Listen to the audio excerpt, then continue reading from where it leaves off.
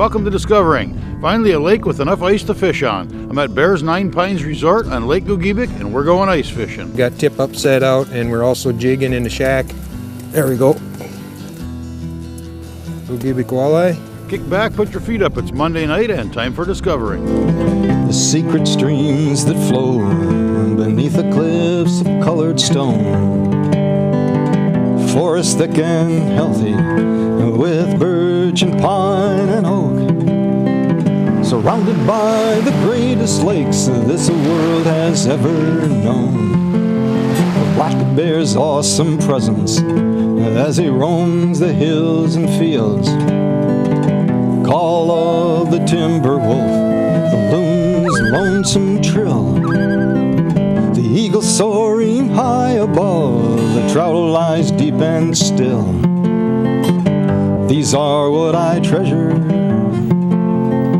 the only way I measure feelings that I have for this fine land. There is so much to discover when you're a long-time lover of northern Michigan.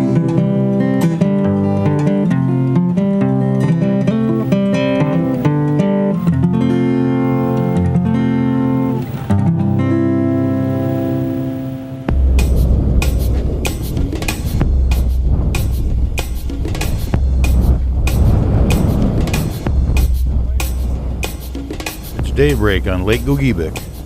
A hard wind dictates the temperature much more so than the thermometer. Wind and cold make everything just a little harder to do. But it doesn't matter. There's finally enough ice to make fishing possible. Anxious fishermen will brave just about any conditions, overcome all challenges, to finally once again bore a hole through the surface of a lake and drop in a minnow. We're setting up some tip-ups this morning. I like to use the insulated, the covered tip-ups to keep the hole from freezing up on them. And when you open your spool up, we're using about a number 8 treble hook on the end with a split shot about a foot above it with a swivel in the line, so you got a monofilament leader connected to your ice line. Clip a depth finder on there, drop it down until it hits the bottom, and then I got the small line marker, it's called. It's just a small bobber that we clip on at the depth that you want the tip up set at. And once that's clipped on the line, you can bring up your weight, put your bait on. We're using sucker minnows, about 4 to 5 inch sucker minnows this morning. Take the weight off there, bait it up, drop her back down, and reel up the little line marker right to the bottom of your spool. And that way you're all set. Once you caught the fish, you can rebait it and drop it right back down. You don't have to remark your depth. And we're also jigging in the shack. This is a number 7 jigging Rapala. This is an orange and gold that we're using right now. We're using number 6 6-pound test line. And if I go up the line here a little bit, if you see this swivel in the line, this is always a good thing to do, especially when you're fishing with a jigging Rapala like this, because these baits spin, they go in circles when you're jigging them. And when you let it down, it'll swim in a big circle, and that'll start twisting your line, like this, and it'll start binding it up. So that's not good for your line. So it's always good to tie your line directly to the bait and add this little swivel to it. It's going to prevent that. We're still using the sucker minnows like we're using on a tip-up. I picked out a little smaller one for my jig, and I'm just going to hook them through the nose like that, and I'm going to pinch it off here behind the gills like that. So you got some good fresh scent and bait down there as we're jigging that. We're in about 19 feet right here, and I'm just going to drop her down to the bottom, pick it up. Of course, I'm using a Vexilar, so I'll be able to see what I'm doing on there. But then I'm going to just pick her up off the bottom, and we jig her a little bit. And a lot of times I raise it up, sometimes 3-4 feet like that. It's an attractor bait, so that a lot of times the action of the bait itself, by swimming it up and down like that and then holding it still, that Rapala, even after you stop like this, it's still spinning in a circle. It's like swimming down there. And a lot of times you just hold it still, and when a fish comes in, even like today when they're being real fickle, they'll come up and they'll just nab that little fish head on there, the tip, the minnow head on there, rather than taking the whole bait. On other days when they're real aggressive, of course they'll grab the whole bait, but sometimes they just come and nip at that little minnow head on there. That's all it takes. Some of the other baits that we commonly use when we're jigging would be spoons as well. Whether it be like a buckshot rattle jig or Swedish pimples. There's all kinds of different names, but spoons work well out here also. Rapala is probably my favorite. We use it in various different sizes as well, and colors, of course. But it's a real good swimming bait. It's a good attractor bait. So.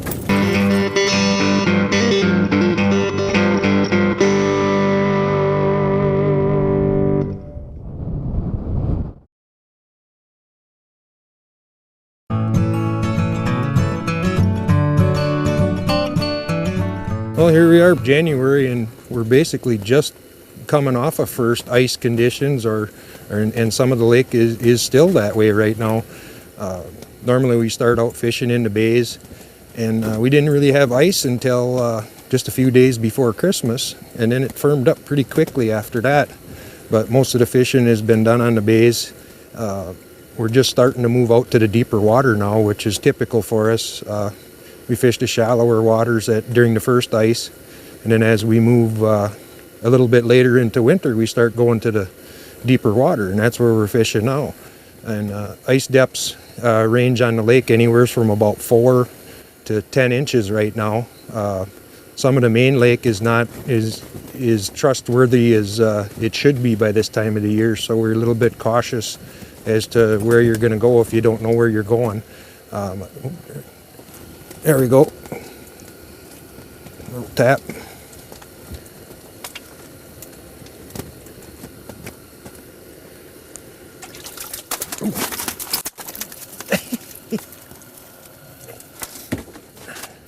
A small one.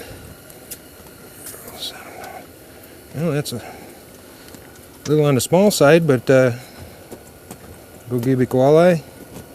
They've been a little bit fickle this morning. They biting pretty light. You really got to finesse them a little bit. Now, this walleye, I don't know, he's probably around that 13 and a half inch range, I'd guess, which is very common on Gogebic.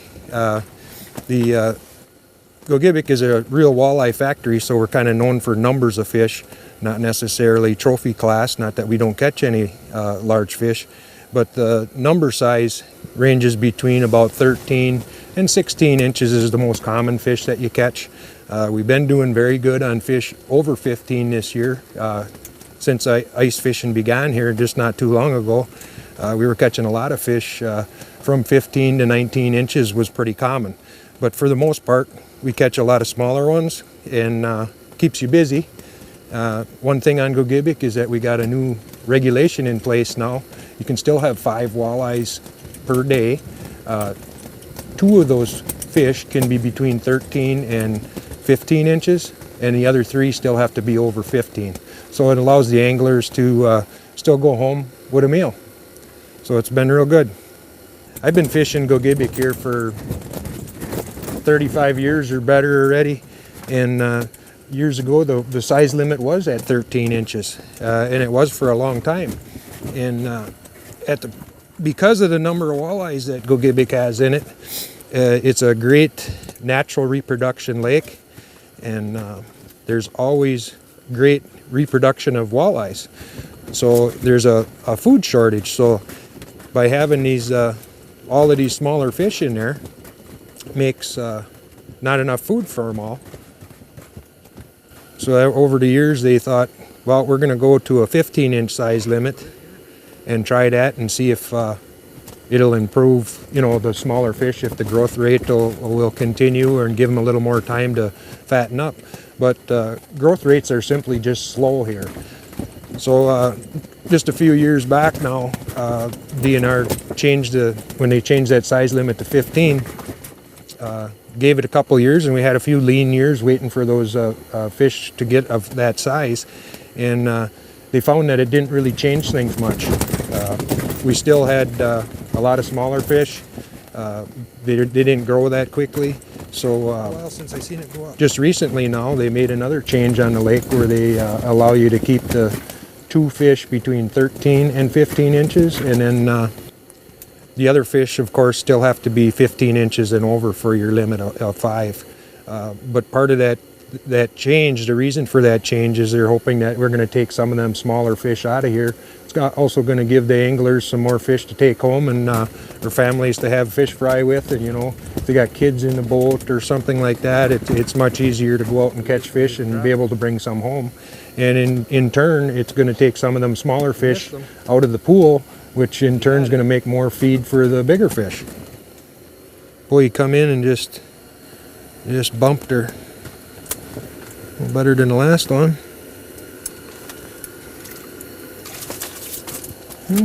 He fought a little better. It's about the same size. You see that now, what I was talking about? You see where that fish hit? He didn't take the whole bait. He just grabbed that bottom treble, and that's where I had that minnow head stuck on there. They're just biting real light this morning. Just come up and barely tapped it when I set the hook. If you wouldn't have had the rod in your hand, you'd have probably missed the fish.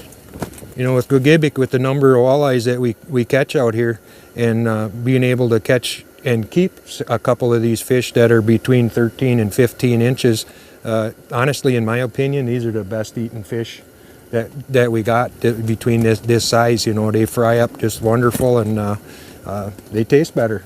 A lot of people maybe eat big fish, and it's always great to catch a bigger one, but I'll tell you, these are going to be the best tasting fish of the day.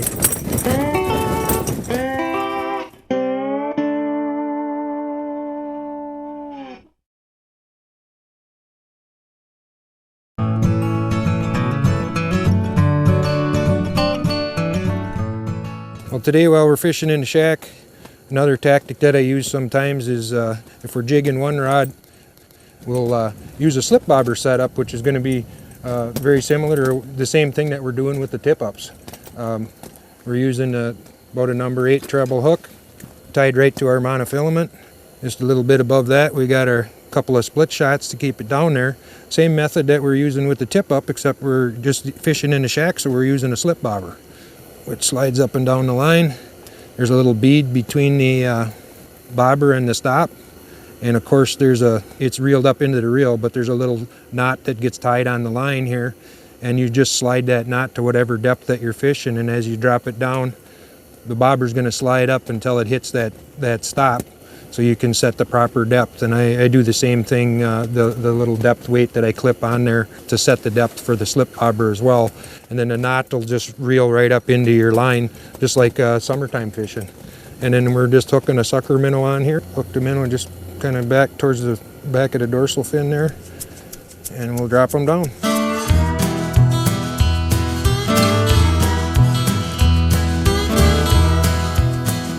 We got one going there. There we go. It's about the same. Hopefully this one's hooked a little better. That's a little nicer one. Look at that. That's a beautiful looking walleye. Gogebic, they got such a beautiful golden color. Aren't them just beautiful fish? They don't get like the white or pale that they are in a lot of lakes. They keep that nice, most of the time, that deep gold color on them that makes them so pretty. See that fish again? Once again, we just nailed it on that bottom treble. Got a bobber down there. There we got one.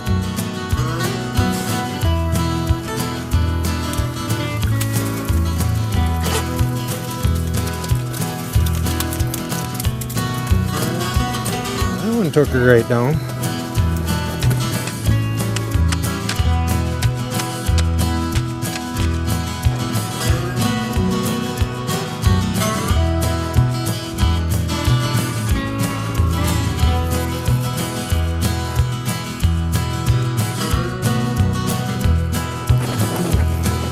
Pike.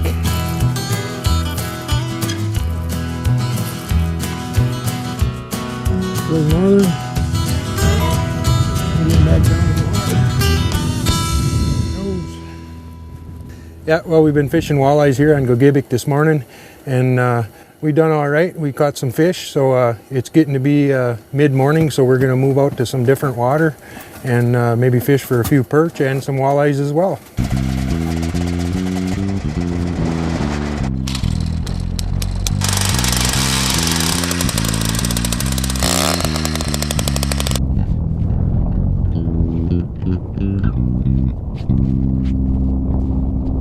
Alright, well here we're just moved to our new spot now. We're going to set up for some perch fishing. We just put some tip-ups in for some walleyes. Right now we're starting out, this is like a rat finky small glow jig. And now we're going to be using what we call a spring bobber. Attaches to the end of your rod here. The perch on Gogebic are always very finicky biters.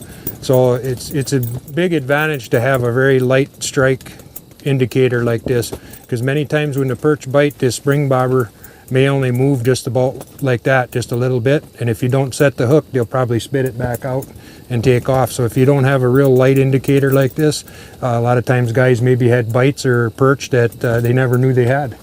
I'm going to tip this here with a wiggler. Wiggler is a mayfly larvae, and that's what's common here in the mudflat in the bottom of the lake, and that's what the perch and the walleye are feeding on as well. Well, the other type of perch bait that I like to fish along with it, once again, is a jigging rapala, and this is just the same thing that we were using for walleyes earlier, except it's much smaller. Again, just like the walleyes, this is an attractor bait where you can drop it down, you can pound the mud with it, work it up and down. It's an attractor so that the other fish, they see something swimming around and they come out to check it out.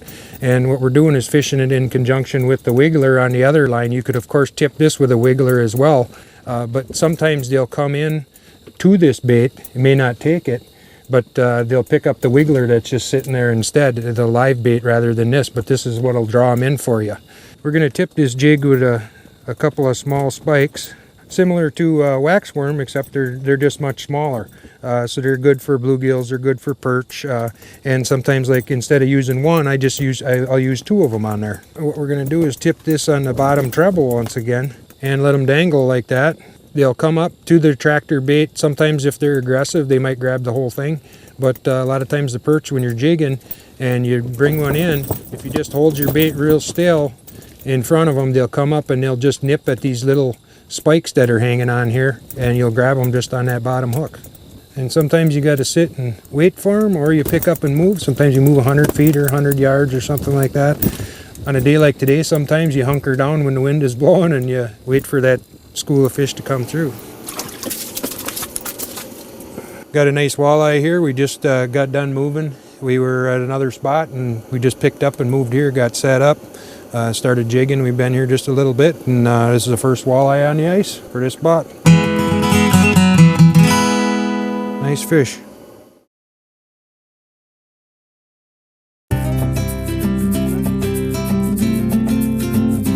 Well, here at Bears Nine Pines Resort, we're located on the southwest shore of Lake Gogebic. We offer 9 different full housekeeping cabins. They range in size, of course. So we got 1-bedroom, 2-bedroom, and 3-bedroom units. Even units with private hot tubs in them and fireplaces, depending on what you're looking for. And we got the smaller cabins for fishermen and such, if you only got 1 or 2 people. We also are a DNR license outlet, so you can get your fishing license and that right in our office. Bait and tackle shop that we set our guests up in. When you come, we give you a tour how everything works there. Indoor heated fish cleaning house with running water, electricity, freezer space, and everything. Pretty much anything that you need, we can do it. And our guests that stay with us, I sit down with them. I'll mark up a map for them when they come in, so whether it's January or whether it's July, to help get them on the fish so they know what they're doing. You know, the size of Gogebic, it's almost fishing, you know, several lakes within a lake, because unless you know where to go or you've explored it more, there's a lot of different structures in the lake. Well, actually, the structures are really just weed growth or depth changes and things like that. There's really not much structure in the lake at all. It's primarily big mud flat. I describe it like a big bathtub. But as we start fishing early ice, of course you're fishing the bays just like anywhere else, but we might be fishing anywhere from 3 or 4 feet to maybe 8 or 10, probably at the most at that time of the year. But at a certain time of the winter, like right now, the fishermen start moving out of the bays. That's because the fish are moving out as well. We start fishing the deeper water 20 feet or over, you generally between 20 and 30 feet, we're going to be fishing walleyes and perch at this time of the year. Right now we've been fishing primarily between about 18 feet and 24 feet, and the bite in the shallower water has let up as these fish begin to move out. Of course, there's fish throughout the winter that will hang in the bays or hang in that shallow water depending on what part of the lake that you're in. But for the most part, where I'm fishing right here, we're starting to move deeper. Well, we've had a good day on Gogebic today. Started out this morning with some walleyes, and the bite's been pretty fickle though. The fish have been biting real light. We've had to finesse them a little bit with the baits, and we've noticed with the tip-ups as well that a lot of times they're picking up the sucker minnow, taking a little line out, and they're just dropping it. Perch fishing, we did some in the middle of the day today, and that was also a very light bite. So we had some weather move in this morning, high winds and snow blowing, and in the afternoon the sun came out and things quieted down. So maybe the weather had a little bit to do with the way the bite was today. Sometimes you never know. But we're going to pick her up here tonight, head back and clean some fish. Okay, well here we are in the fish cleaning house. We just got back from a great day of fishing on Gogebic, and we're going to clean some fish. To get my cleaning board, I like to just take a little water, just get it wet before I get started. And most people use a board like this, obviously to clamp the fish, to fillet it. I actually flip it upside down. What it does with an electric knife, you got a little bigger handle on here where it gives me some more knuckle room when I'm cleaning my fish. So it works for a handy little board using it that way. Now I'm going to just, by hand is when I'm going to take the rib bones out of it. And then walleyes, like most fish, got a lateral line right here. And if you just rub your fingers down the center, you can feel those little tips of that, those bones there. If you run your finger this way, you can't feel them. But if you go like this, and they just run to the base of the tail, just about this far. And I don't like any bones in my fillets, so what you do is you just cut down that line right there. And just take that little sliver out of the middle like that. Get rid of that, and then you got a nice butterfly fillet with no bones at all. Well, that's it for tonight. Thanks for watching, and we'll see you next week right here on Discovering.